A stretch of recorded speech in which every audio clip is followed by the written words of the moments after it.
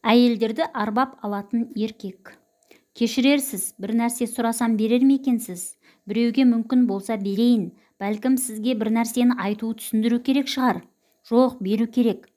Сіз немене мені бір жеңілтек әйел санап тұрсыз ба, әлде әдейі мазақ қылып тұрсыз ба? Екеуі де емес, ендеше нағып бірден беру керек дейсіз. Енді солай болып тұрса, сөйдемегенде қайтемін? Ал онда айта қойыңыз, не берейін, ине жібіңіз болса? Тух, сөйтпейсіз бе, кісінің зәресін алмай? Келмей жатып киіміңізді жыртып үлгергенсіз бе? Сөйттік, Құдай қолапайсыз жаратса амал бар ма? Кигелі жатып спорт костюмымды жыртып алғаным соншама сұраншақтанып жүргеніңіз соған ама? Әкеліңіз, қазір-ақ тігіп бере салайын.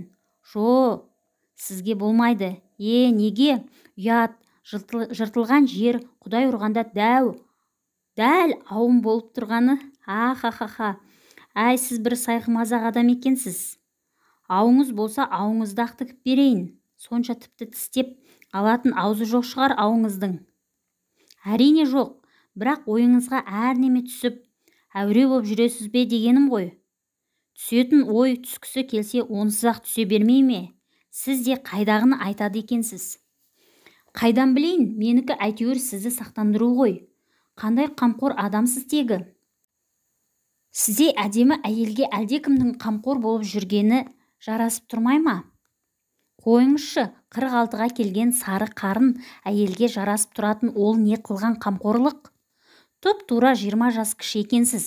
Өзіңіз ойлаңызшы, мен секілді бір үлкен адам қамыңызды жеп, қадамыңызды бақыттап отырмаса, сіз секілді жас сұлу жазатайым бірдемеге ұшырап қалуы әбден мүмкін емес пе? Ол заман басымыздан баяғыда өтіп кеткен жоқ па, ағасы?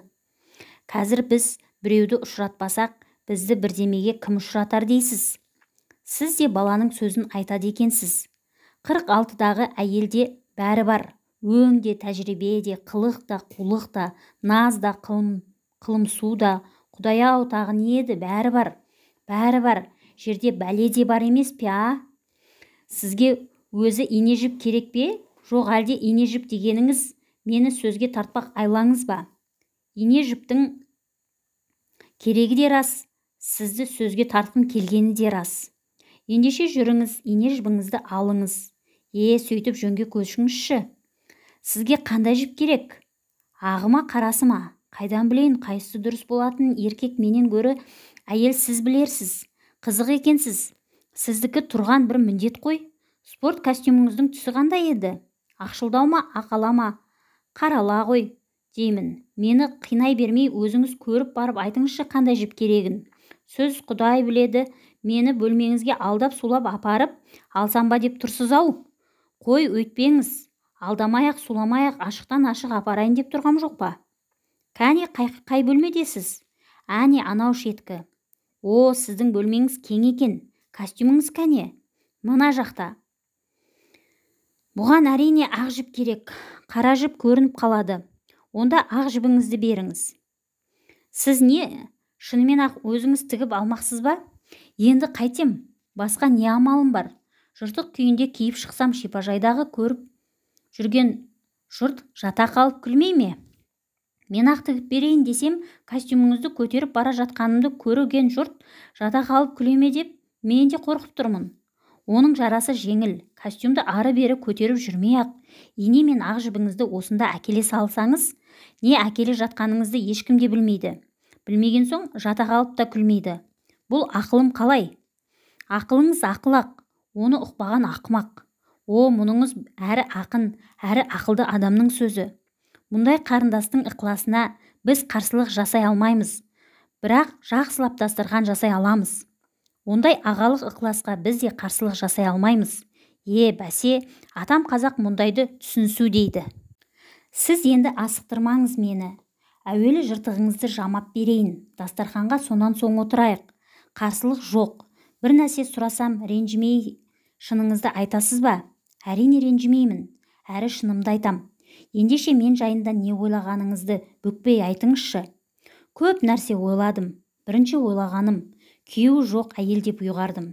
Екінші ойлағаным, талай еркекті тұзағына түсірген тәжірибелі әйел дедім. Үшінші ойлағаным, Қаншама шайқап өмір сүрсе де бір өкініші бар-ау деп болжадым. Данышпан екенсіз ағасы. Үшінші ойлағаныңыз де тұп-тура қолмен қойғандай дәл. Ал мен жайында сіз не ойладыңыз? Сізді асханада алғаш көрген сәтте-ақ өте сәтті үйленген еркек деп шамаладым. Өйткені аспай-саспай айналамда ел бар-ау деп алаңдамай, ештемеге, ешкімге зер салмай, өзіңізбен өзіңіз ғана болып тоқмейіл отырдыңыз. Екінші ойлағаным, әдемі әйелдерге өзі қаншалық қызықса, әдемі әйелдер де өзіне соншалық қызыққан еркек болар деп топшаладым. Себебі ешқашан ешкімге есесін жібермеген адамдай өзіңізді жайбарақат ұстағаныңыз маңғаз кейпіңізге өте жарасып тұрды. Дұрыс таптым ба, аға?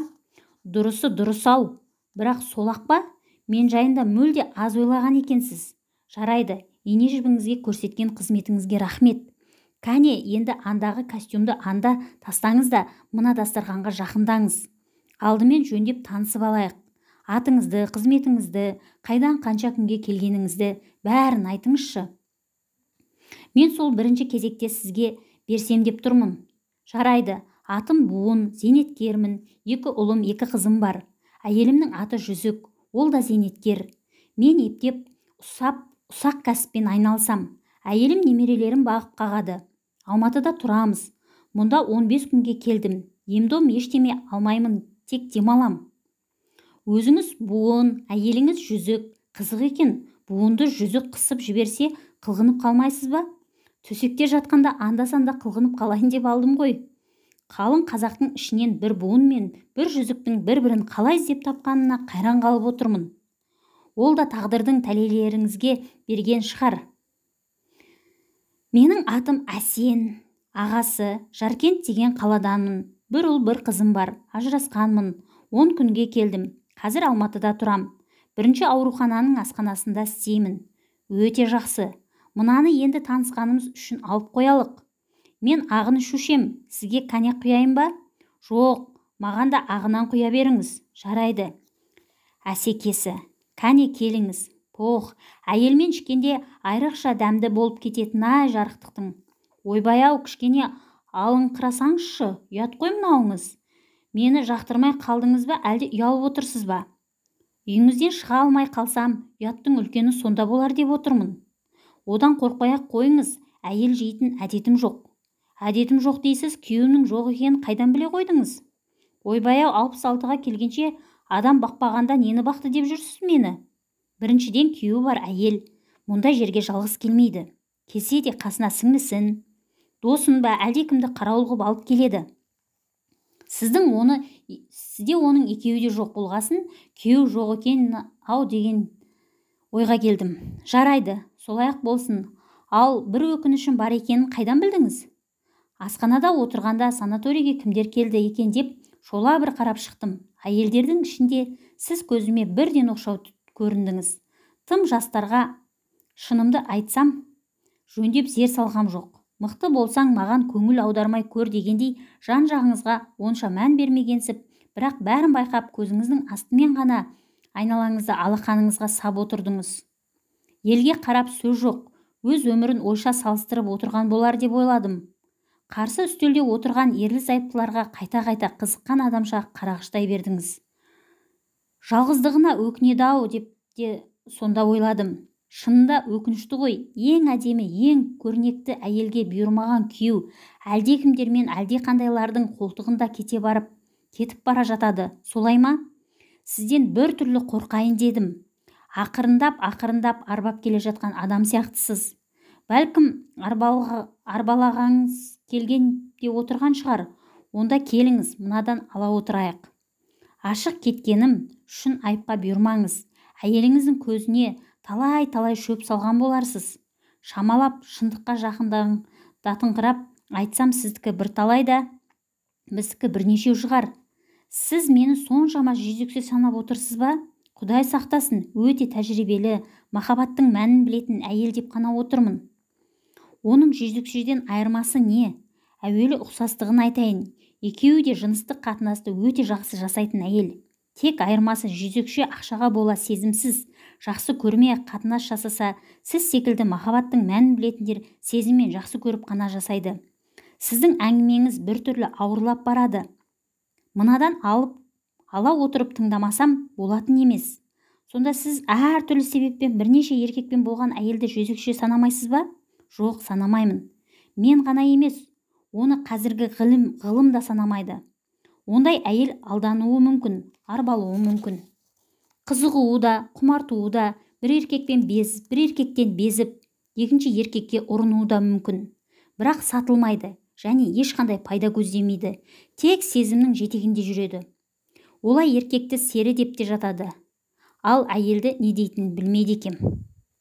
Мен білем, жүргіш дейді. Я, сөйтетін шығар. Сіз немене өзіңізді соған жатқызғыңыз келіп отыр ма?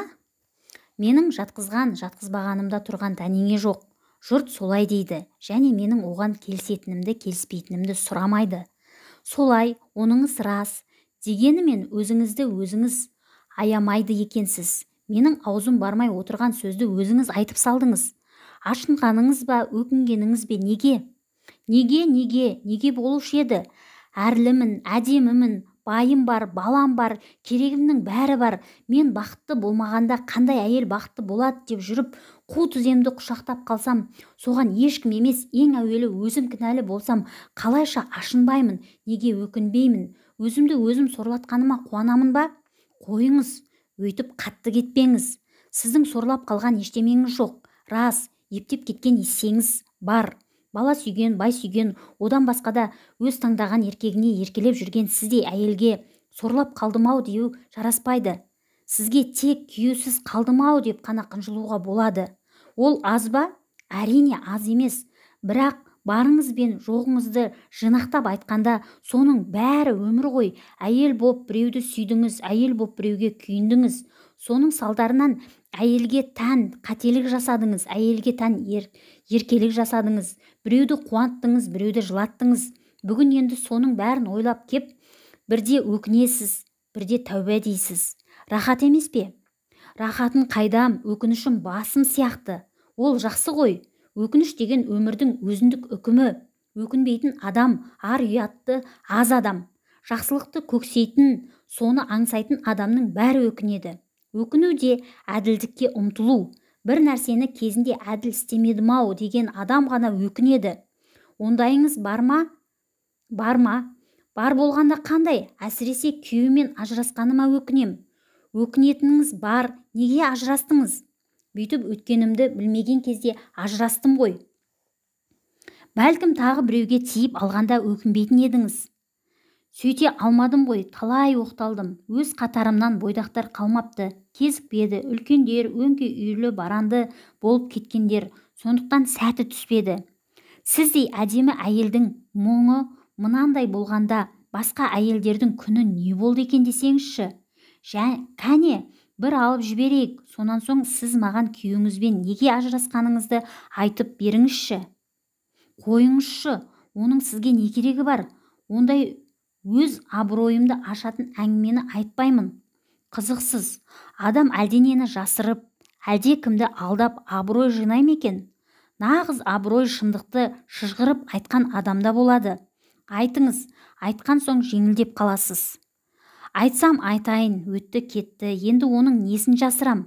Біз аудан орталығы Жаркентте тұрдық. Екеуміз бір мектепте оқыдық, 10-шыны бірге бітірдік. Күзде ол әскерлік міндетін өтеуге кетті. Мен Алматыға келіп сауда техникумына түстім. Хат жазысып тұрдық. 2 жылдан соң ол әскерден келді. Мен оқуымды бітірдім. Алматыдан бірге қайттық та келген бойда үйлендік. Ата-енемнің қолында тұрдым. Жақсы кісілер екен, жандары қалмай қуанды. Орталықта жалғыз кафе бар еді. Мен соған аспаз болып орналастым.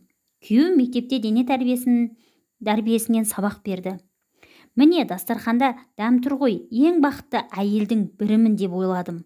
Шынында солай едім. Менің күйеуімдей сымбатты еркек көріп жүрмін ғой. Кез келген ауыл аймақта қаптап кездесе бермейді, өте сирек. Шашы, қасы, мұрты бәрі қап-қара, әрі қою болғандықтан оның қоңырқай жүзі аппақ сияқтанып тұрады. Кең маңдай, жалпақ жауырын, сұңғақ бой, келісті мұрын, орнымен сөйлеп, орнымен күліп отырады. Бәрі жарасымды. Жымиып қана әзілдей сөйлегені әсіресе әйелдерді есінен тандырады. Күліп ойнап отырып-ақ олардың көңілін таба қояды. Арбап алама, алдап алама, әйтеуір бір бәлесі бар. Мен қасында жүргеннің өзінде қыздар да оған қырындап жанасқысы келіп тұрады. Менің қызғана бастағанымды бұлжытпай біле қоятын да, сұлулығы да сезімталдығы да саған жететін бір әйел көріп отырғаным жоқ деп, ондайда алдын ала ақтала бастайтын. Сонда еркектің әйелі болу басымды айналдырып жіберді ме білмеймін. Дүниеде соны құшып сүюден өзге қызықты өмір жоқтай боп көрінді. Күні түні мен оған, ол маған тоймайтынбыз. Таңертең ояна сап бас салады да бауырына тартып әкетеді. Кешкісін күнде жұмыстан күтіп алады да жол бойы жеп қоя жаздап үйге жеткенше зорға шыдайды. Табалдырықтан аттай бере ақ аяғымды шешіп үлгертпестен төсекке көтеріп әкетеді. Қой дегім келмей мен де көне беретінмін. Түнгісі мен таңғысын былай қойғанда ретін тапса кейде мен түсте үйге алып келіп қайта әкеліп тастап жүрді. Сөйте сол әдетіне әбден үйретті.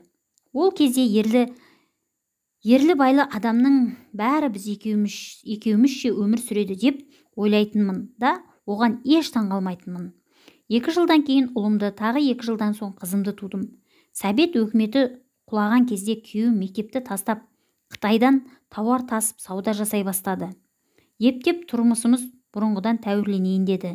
Енді бала шағамызбен өз басымызға жеке үй салып алуды ұйғардық. Мектептес бір досымыз бар еді. Үй салуға ара-тұра сол көмектесіп жүрді. Үйі жақын болғандықтан шаршағанда солардікінен шай ішіп, демалып қайтып жүретінбіз. Ол досымыз аудандағы үлкен бір бастықтың шопыры еді. Сонымен бірге кейде 2-3 күн, кейде апталап Алматыға кетіп қалып жүретін. Анасы жетіспей, мынасы табылмай дегендей бір үйді 1 жылдан астам салдық. Бірақ қысылып қымтырылғанымыз жоқ. Тамағымыз тоқ, киіміміз көк болды. Соның әсеріме тола бастадым. Божбандай жуан әйел болдым. Көктемге салым үй салуға көмектесіп жүрген досымыз апта бойы Алматыда болып қайтты да келе сап апай-топай әйелімен ажырасып кетті. 2 баласын, үйін, жұмысын бәрін тастады да Алматыға асығыс кетіп қалды. Күйеуімнен сұрап ем, жұмыстың ыңғайлысын, әйелдің ұнамдысын тапқан болу керек деді де қойды. Мен шынымды айтсам, олардың неге ажырасқанына ол кезде онша мән бере қойған жоқпын. Үйіміз тез бітсе екен, бала шағамызбен оңаша тұрып, тезірек рахаттансақ-ау дегеннен басқа ойда болған жоқ басымда. Содан кейін менің күйеуім 2 аптадай Қытайда болып қайтты. Бір күні кешкісін үйге келсем, қызым бода-бода болып жылап отыр. Шошып кеттім. Не болды десем, тегі бір сөз айта алмай солқылдайды. 17-ге толған қыз тосын бір бәлеге ұрынып қалған екен деп зәрем кетті. Сөйтіп тұрғанымда әкесі келді. Ол да келе сап аймалап бас салып еді, қызым оны кеудесінен итеріп жіберді де кілт бұрылып өз бөлмесіне кіріп кетті. Маған бір жалт қарады да қызының соңынан ол да кіріп кетті. Бір кезде бөлмеден ұлым шықты да, папам Ләззатты ұрып жатыр деді. Мұның тегін емесін сезіп тұра жүгірдім. Ол осы уақытқа дейін не ұлына не қызына маған да қол көтеріп көрмеген еді. Кіріп барсам қызым жұлқынып, күйеуім жұлқынып қызының аузын жауып қалыпты. Қыз балаға неге көтересің қолыңды деп күйеуімді кірген бойда кеудесінен итеріп жібердім. Папам басқа елмен жүреді, сені алдап жүр. Мә оқы. Сымын үтіктеп жатып, қалтасынан алдым деп қызым бүктелген қағазды қолыма ұстата салды. Сағындырдың ғой, анау ажырасып кетті, сен келмей кеттің, ешкімге керек болмай қалдың ба, бәрі сен үшін еді ғой депті. Кім екенін бірден білдім. Екеуінің үстінен түскен екен ғой, дедім асығыс ажырасып кеткен досымыздың сырын сонда түсініп. Біздің отбасымызды ойрандамайын деп, әдейі у-шу шығармаған екен азамат. Нағыз еркек екен. Қағаздан көзімді алып қарасам, күйеуім зым-зия жоқ. Дереу артынан қуып әлгі әйелдің үйіне бардым. Қырша сызылып, майса бұралып, онысы алдымнан шықты. О, кел, жоғары шық деді түк болмағандай. Өзімді өзім одан әрі ұстай алмай, ұятсыз дедім өз хатмен бетіне ұрып. Мынауың не? Үндемей келіп шағатын жылан екенсің ғой. Қайда анау? Шақыр. Жатыр ғой аяқ киімі. Енді бұғынбай-ақ қойсын дедім ашуға булығып. Қолымдағы қағазға көз түскен сәт беті бір дір еткендей болды да қайта бедірейе қалды. Бұл қағаз сенде қайдан жүр? Менің жай ойнап жазғаным ғой деді әншейін. Мән беруге болмайтын нәрседей. Мен саған ойнап жазғанды көрсетейін дедім де кеңірдегіне жабыса кеттім. Мені өте қояды деп ойламаған болу керек. Шатқайқақтап барып шалғасынан түсті. Кеудесіне міне сап кеңірдегін езгілеп жатыр ем, әлдекім желкемнен тартып тұрғызып есік жаққа қарай итеріп жіберді. Жалт қарасам күйеуім. Маған емес анаған жақтасқандай болып тұрғанына жыным келіп, қара бет, көрінбе көзіме, енді өлігің осы үйден шықсын дедім де бұрылып шығып кеттім. Үйге келген бойда неге өйткенімді өзім де білмеймін. Айнаға қарасам алдымда қарны қампиған, бұғағы салпиған, шашы қобыраған, үстіндегі киімі салбыраған, алқа-салқа бір сұрқы жаман біреу тұр. Жүрегім су ете қалды. Нандай салпақпай әйелге қандай күйеу қарайды. Ал кеп отыра қалып, жыла, тамағы піспей қалама деп, таңғы 6-да асханаға асығам. Одан ыдыс аяғын жуып, кешкі 8-де шаршап шалдығып үйіме жетем. Ол аз болғандай демалыс күндері салып жатқан үйге салпақтаймын. Сонда соның бәрі кім үшін? Үйдің бала шағаның қызығын көргенім осы ма? Ақырында салынып жатқан үй сол салынып жатқан күйі қалды. Күйеуім 2-3 рет келіп кешірім сұрап еді, тегі дәтім барып бетіне қарай алмадым. Бөтен емес, басқа емес, дәл өз досының әйеліне барғаны маған аса шектен шыққан былапыт болып көрінді. 10 шақты күн екі арада қиқалаңдап жүрді де, сонан соң күйеуім ана әйелдікіне бір жола кіріп алды. Біразға дейін қайта қосылармыз деген үміт пе, алданыш па, әйтеуір әлдене дәмелендіргендей болып жүрді де, келе-келе ол сезім де сөне бастады. Сонан соң заң жүзінде ажырастық. Менің сол өмірімнен бір түйгенім, әйел мен еркектің көңілі дүние байлығына ауса-ақ, соның есесіне бір-біріне деген сезімін де суына бастайтын көрінеді. Үй ақша деп жүріп құдай атады екен. Біз ажырасқаннан кейін гу-гу әңгіме тіпті көбейді. Менің жөтелгенімді оған, оның түшкіргенін маған жеткізіп, жұрт жүйкемді тоздырды. Аяқ асты оның ашынасы да көбейіп кетті. Анау менде, мынау менде дейді. Қайсысы шын, қайсысы өтірігін адам біліп болмайды. Ажырасқанына ашынғаны ма, әлде аранының ашылғаны ма? Оған соншалық не көрінгенін түсіне алмай жүрдім. Әрі өз күйеуі бар, әрі оның басқа әйелдермен де бола беретінін білетін әйелдер қайтып оның қасына жата беретініне таң қалдым. Екінші жағынан күйеуіме де қайран қалдым. Әйелдерді арбап алама, алдап алама, не бәлесі бар? Оған әйелдер неге көне кетеді? Қабырғама ең қатты батқаны туған ағамның әйелімен де ашына екен деген сөз болды. Азар Құдай атып кетсе де өте қоймас деп сеніңкіремедім.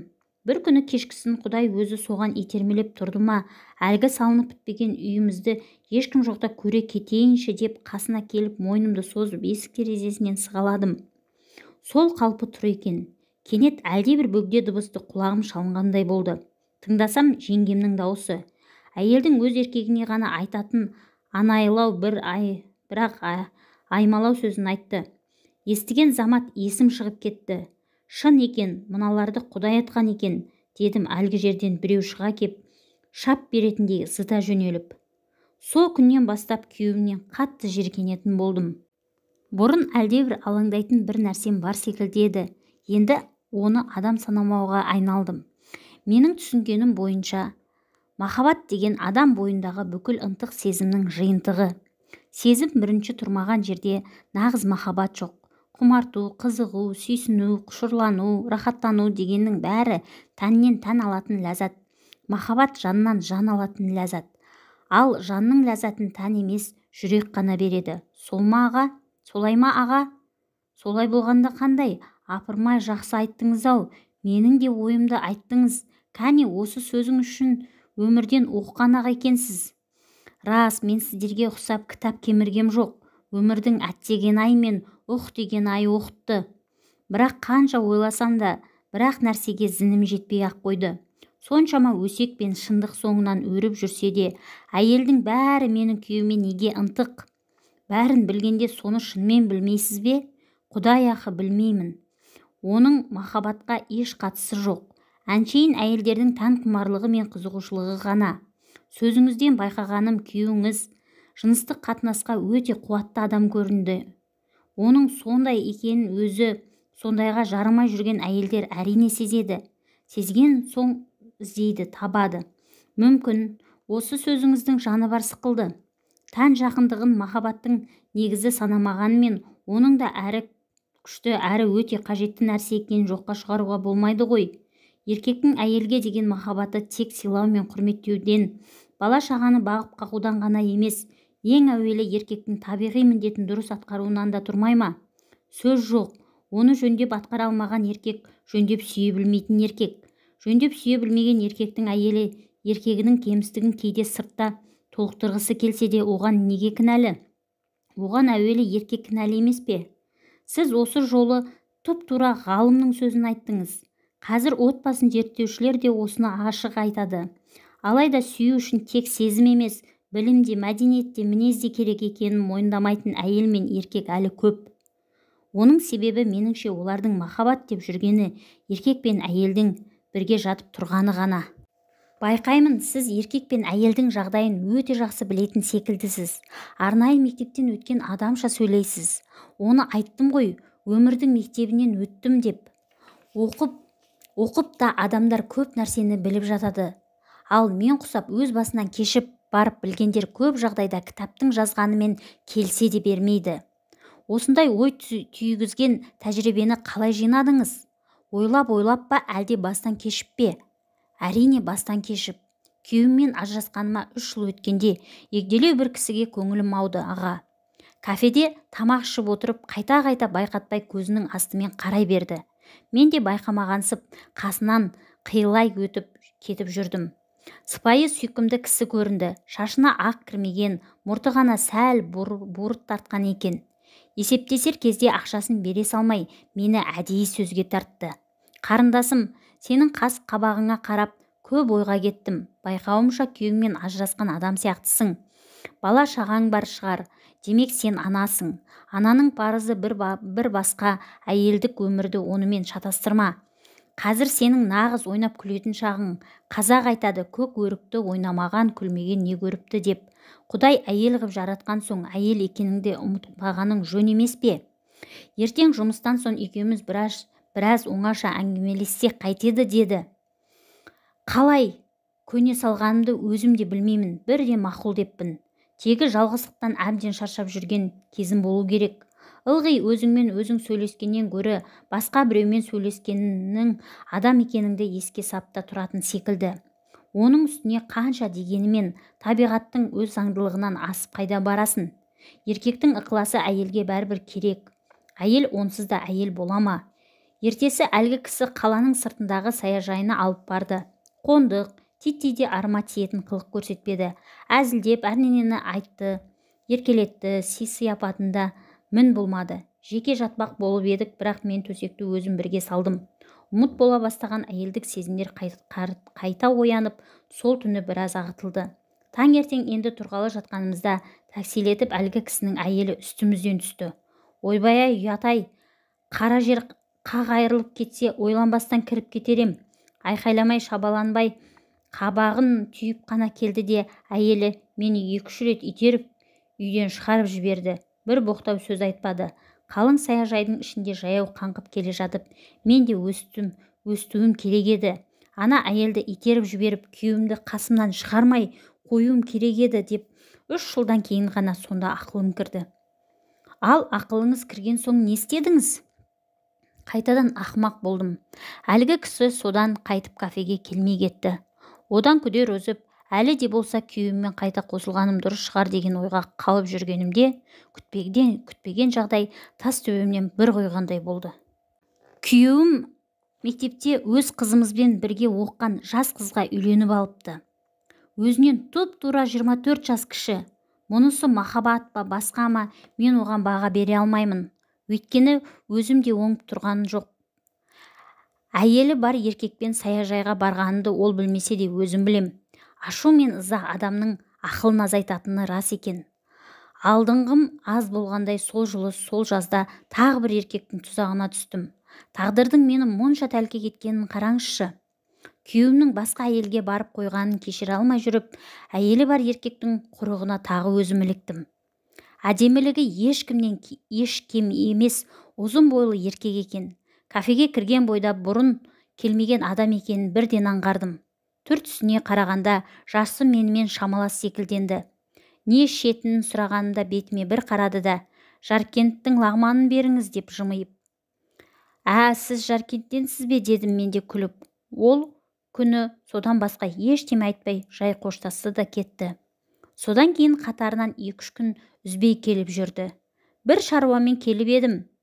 Бітпей жатыр деді. Бітпесе бітпей жатқан шығар дедім. Келесіде Республика сарайына концертке шақырды. Бардым. Шыққан соң мейрамханаға апарды. Үйіме таксимен әкеп салды. Қазақы қонақжайлықпен бұрынғы жатақхананың бір бөлмесін жекешелендіріп алғам.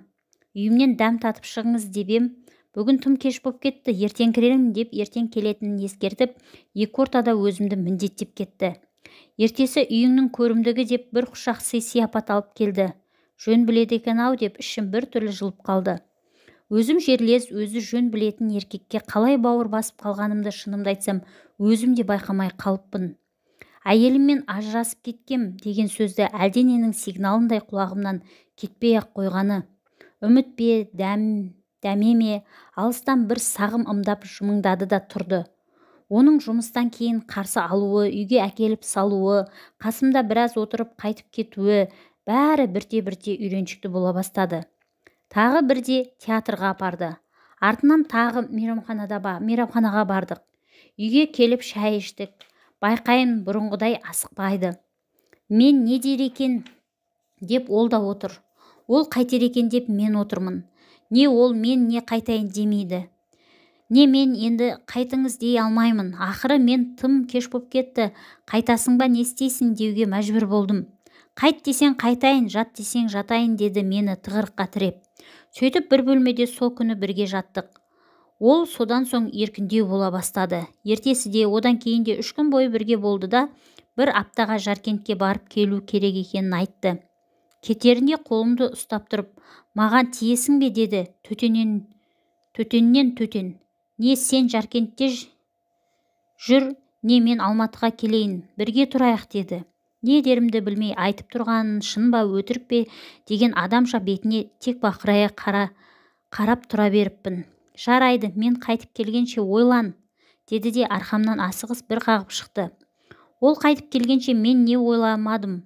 Балалармен бірге тұра алам ба, жоқ па, Жаркентке барсақ тағы сөз көбейеді. Алматыда тұрғанымыз дұрыс-ау деген сияқты. Бірақ тисем тиін деген ойға басы ашық бекіндім. Аптадан кейін ол кешкісін бірден үйге келді. Шешінді, жуынды, шай ішті, ананы айтты, мынаны айтты, бірақ мен күткен сөз әлі аузынан шығатын емес. Төсек салып енді жатуға ыңғайланған кезде ғана әлгі айтқанымды қалай шештің деді кенет есіне түскен адамша. Қайда тұрғың келетінін өзің шеш, мен мақұлмын дедім. Қуанған адамның қылығымен бас салып құшақтап әуелі бетімнен, артынан ернімнен шөп-шөп сүйді де, одан ары не істерін білмеген адамша бүгежектеп, өз-өзінен берекесі қашты да қалды.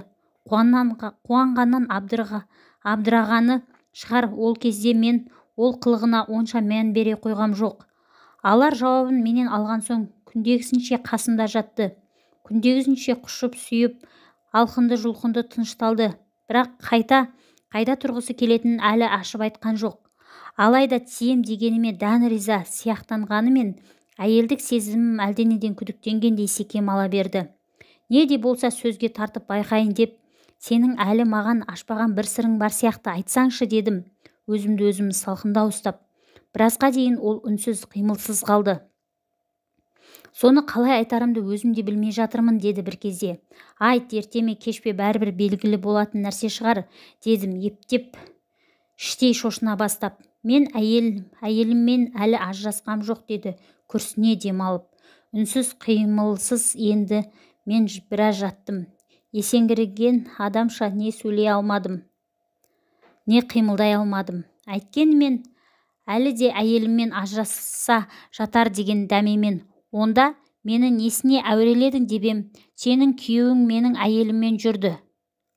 Ызасына мен сенімен жүрдім, деді дүңк еткізіп. Денем мұздай боп, миым да сол сәт суып кеткен сияқтанды. Бірдеме ойламақ тұрмақ, ашулана да алмадым. Бір кезде барып зорға санам ойланды. Қолыма не түссе сонымен қақ бастан қойып жібергім келді. Сен де еркекпін деп жүрсің-ау, дедім жиркеніп. Ақымақ, одан алатын кегіңді айналып келгенде менен алғаның да еркектік пе? Кек алғыш болсаң, ана жап-жас қатынына неге бармадың? Жарым емес, шық үйден деп жарым түнде төсектен тұрғызып жібердім. Бар қолымнан келгені сол болды. Сөйтіп тағы масқара болдым, ағасы. Менің міне дәл қазірге дейінгі шындығым осындай. Сіз болжағандай талай еркекті тұзағына түсірген тәжірибелі әйел емес, екі еркектің тұзағына өзі түскен аңқау, өзінде бардың бәрінен айырылған, бәрін жоғалтқан, балаларында әке жоқ, өзінде бай жоқ, бақытсыз әйелмін. Ал менің ақымақтығымның арқасында айналып келгенде күйеуім ұтты. Оның қазір басында үйі, қасында жас қатыны, бауырында жас қатыны, жақында тауып берген баласы, бәрі бар, түк те жоғалтқан жоқ. Қой, қателесесің, ол адамға ең керек нәрсесін, ар ұятын жоғалтты. Ал сен Құдайға шүкір, алдансаң да, арбалсаң да ар ұятыңды сақтап қалдың. Сенде қазір бай жоқ қана, басқаның бәрі бар. Сондықтан аузыңды қу шөппен сүрте берме. Кел, мынадан алып қоялық та қыдырып шипажайдың айналасымен танысып қайтайық. Ренжімеңіз аға, мен сізбен бірге ешқайда қыдырмаймын. Қызықсыз келе сап екеуінің жараса қалғанын қалай демей ме көрген жұрт? Дей берсін. Жараса қалғанның несі жаман? Қайта жараспай қалсақ сол жаман емес пе? Өйтіп отпен ойнамаңыз, ағасы.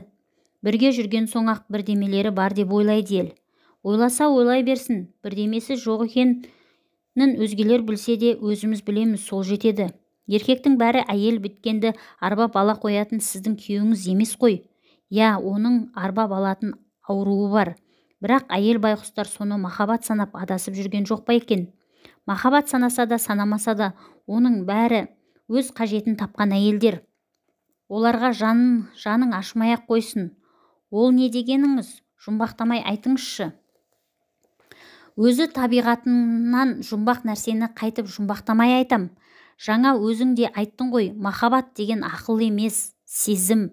Ақылдың айлап, жылдап ойлағанын сезім бір ғана сәтте-ақ орындай салады. Опықты да содан жейді, бақытты да содан табады. Өзің ойсап қарашы, махаббат үшін өлуге де болады, өмір сүруге де болады. Ал ақыл адамды үнемі аман сақтап қалуға ғана қызмет жасайды. Сонда немене, сізше махаббатқа ақыл керек емес пе? Керек болғанда қандай? Ақыл ең алдымен махаббаттың қателіктерін кешіру үшін қажет. Қызық адам екенсіз, түк түсінсем бұйырмасын.